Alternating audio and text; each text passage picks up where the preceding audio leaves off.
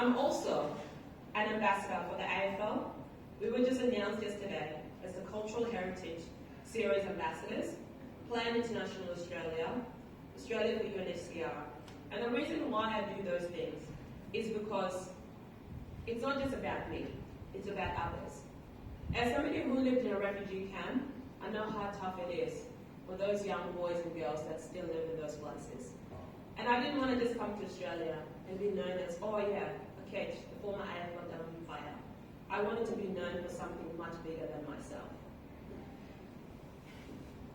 And here's what I want you guys to understand if you walk out of this place today. None of the stuff that I'm talking about came from a perfect plan. They came from me simply taking a chance on myself. It came from one simple decision. I just said yes. And I want you guys to say yes to opportunities. The fact that you said yes to be in this room today means that you're interested in doing other things for yourself and for your life. So a round of applause to yourself. I'm proud of you for saying yes. We live in a world where people are scared to dream big. I am told all the time, your dreams are too big. And I say, mate, my legs are really long. Okay? Like you can't fit me in a box. Like what are you talking about? So I keep dreaming anyways. We shrink our goals because we want to feel like they are realistic. We tell ourselves that, that opportunity is not for me. I'll wait until I'm ready. You'll never be ready, by the way. But because where you start does not determine where you go, my story tells you that. 20 years ago when I moved to this country, doing the things that I'm doing, being dressed, last week I went to the F1 and I was invited by Cadillac and Tommy Hilfiger. 20 years ago, you'll never be telling me that I've been working with brands, high caliber brands like that. I want you to look around you. You are in an environment filled with opportunity. You are surrounded by people who are your age. You're now building a sense of independence.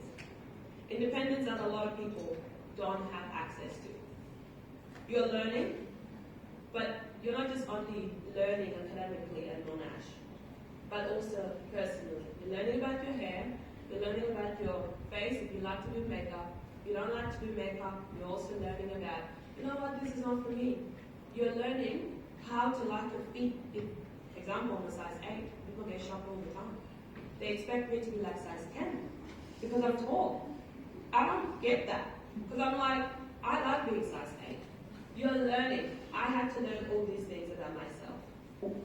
But what I want you guys to know is that this is your time to make mistakes. Don't be that 18 to 22-year-old that's stuck in, I need to be perfect all the time. Make mistakes. Learn from your mistakes. I missed out in my 20s because I was busy being a professional. I was busy having my time being taken away from me. And it was great. I learned a lot of things. I also learned that I did not let people tell me what to do. And that was a great learning because what that actually enabled me to do was love people, my coaches giving me feedback. I had to learn because to be a professional athlete, you need to learn how to take feedback. So, I want you to walk out of this place today trying new things. I want you to change your mind, to meet new people. Because meeting new people is incredible. I will go to a place and I will know about 20 people. No joke. I've been in Melbourne for 8 years and everyone thinks I'm from Melbourne. But I'm actually not. Because it is simply because I love meeting people. I was in Fitzroy Island, just some random place in Cairns, just about 25 minutes away. And I was there with my partner, and somebody behind me goes, Akec! And Nick started laughing. Oh, wow. Everyone knows you. How do you know so many people? And it's simply because I was curious. I wanted to know people. You don't have to get it all figured out. I'm 33 years of age. I know some of you guys didn't guess it. It's alright. I'll tell you my secret later. Just know It is a big journey. Enjoy the safari, we call it in Swahili. Before I finish, I want to touch on something really big, the importance of gratitude. Because no matter how far you've come in this life, you don't get there by yourself. The same way that I know I didn't get there by myself. I am a product of sacrifice. The sacrifice of my mom, Helena, a single mother who worked incredibly hard to give me and my siblings opportunities that she never had herself. My older sister is a politician. She became the first athlete. That keeps me grounded. So after tonight, I want you to take a moment to thank all the people in your life who support you. Your parents, your family, your friends, and even the people who put this leadership dinner on tonight. Because none of us get through this life alone. And you're going to realize that in this journey that you are on right now. It's hard. There's harder days ahead. There was days when I nearly gave up uni. My mom encouraged me. Like, this woman doesn't even speak English, but she encouraged me. She cheered me on. And I ended up finishing my degree. And sometimes the most powerful thing you can simply say is, thank you. In my language, we say, "Inchalech," or in Swahili, they say, "Asante sana." You simply say, thank you. For me, I always say thank you to all the people that helped me.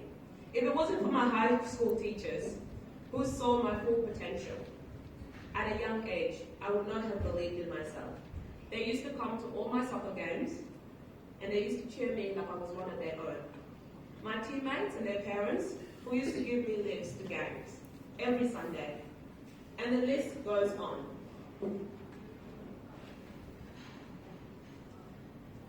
Why I am where I am today. And when I write a book in the future, which is coming soon, there's going to be a chapter dedicated to my teachers. Because my schooling days were the reason why I started believing in myself. I often get asked, what advice do you have for young people? I want you to take your phone out and open your notes quickly, and I want you guys to write these down. The first advice that I give young people is find your why. Your why is what centers you. Why are you at university? Why are you studying the course that you're studying currently? When you go home today, this is home, to your room, make sure you sit and reflect. The second part of that is say yes more than you say no. And I mean this. As the woman who says yes to so many opportunities, so much more comes to me now because I simply put myself out there. What you quickly realize, there's something called tall poppy syndrome in this country, unfortunately. And you're going to have to learn to rise above all of that because you have an unwritten story that you have to tell. You have kids to inspire. You got your siblings to inspire. You got a community to inspire. So make sure you get outside your comfort zone. The third part is back yourself. Even when you are not sure. I am the queen of backing myself. The only thing that I will not back myself in is jumping off a plane. But that's a job for other people. Okay? We all have things that we like. Like my partner, he's currently riding mountain bikes in New Zealand. He called me today and he said he did 65 kilometers. I said, mate, good on ya. Like, proud of you. So we all have things that we like. So make sure you back yourself. He wasn't sure that he was going to go and do 300 kilometers. But you know what? Our man backed himself. And he's in his last leg tomorrow.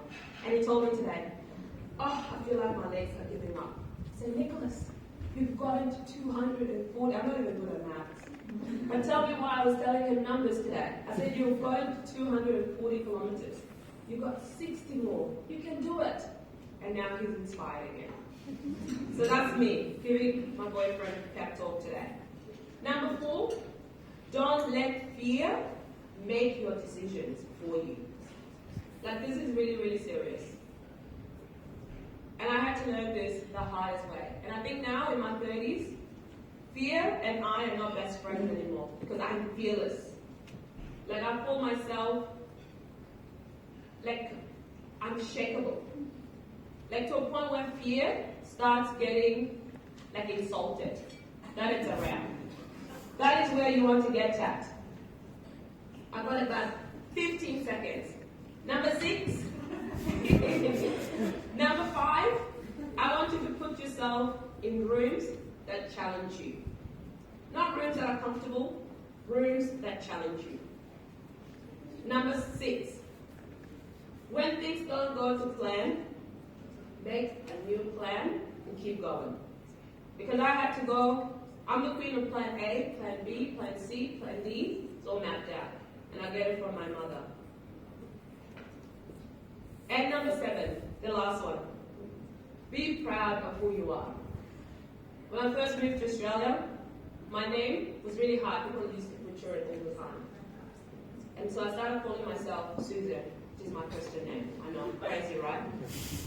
And so when I moved to Melbourne, I was like, hang on a minute. Ain't nobody know me here. I can reclaim back my name. And so I started introducing myself as Akec. Because if English is my fourth language, and I can call you Xavier, Michael, David, Leonard, brother, you are going to learn how to say my simple name, Akec. So that's what it means being proud of who you are. So I did not start with certainty. I did not start with resources. I didn't start with a clear path, but I started. And sometimes in life, that's all it takes. So go out there, take the risk, make mistakes, and dream bigger than what feels comfortable. This chapter is amazing. Good luck for the next 3, 4, 6 years. I know because there's a lot of smart-looking people here who are probably going to go forward and start doing PhDs, doctorates, masters, you know. I'm proud of you guys. Go forward. Go and be awesome. Thank you for having me. And this is just the beginning. Thank you all.